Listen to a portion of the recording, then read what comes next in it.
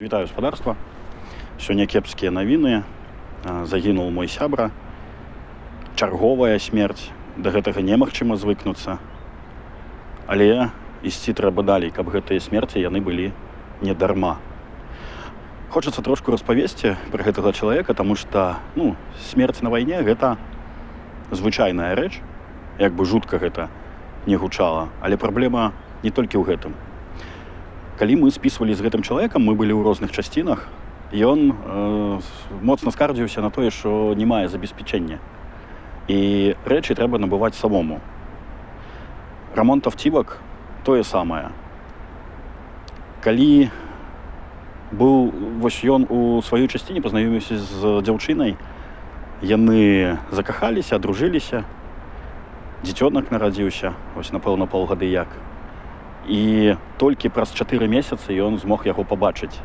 Тобто забеспячэння не мае, адпустак не мае, кантужаны, що жонка, що ён. Прычым моцная кантузія, яму доктар сказаў, што слых будзе толькі пагаршацца, што звыкайся да таго, што будзеш з слыхавым апаратам.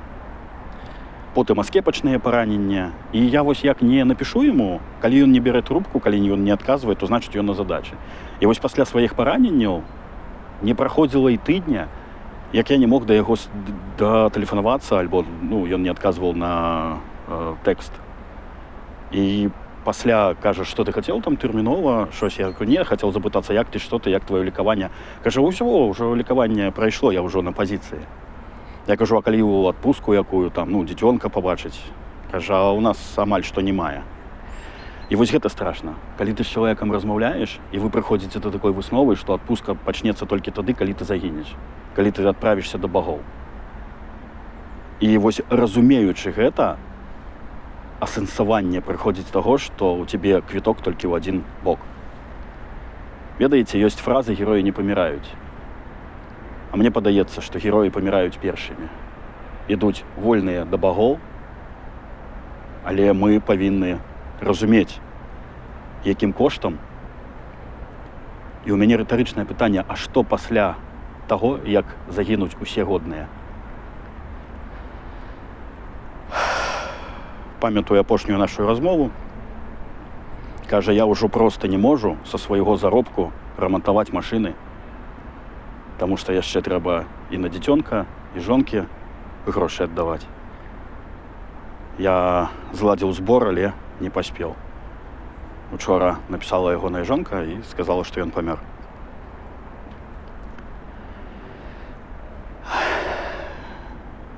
Як ёсць. Як ёсць. Трэба быць моцным і разумець, дзеля чаго, што робіцца.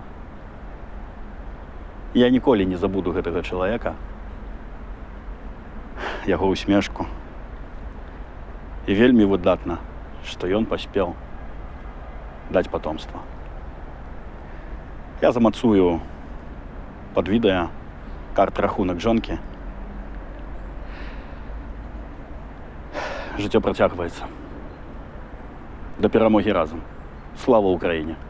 Жыве Беларусь!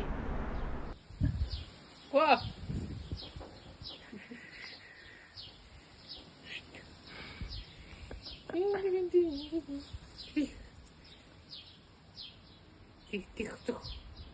Ты слова.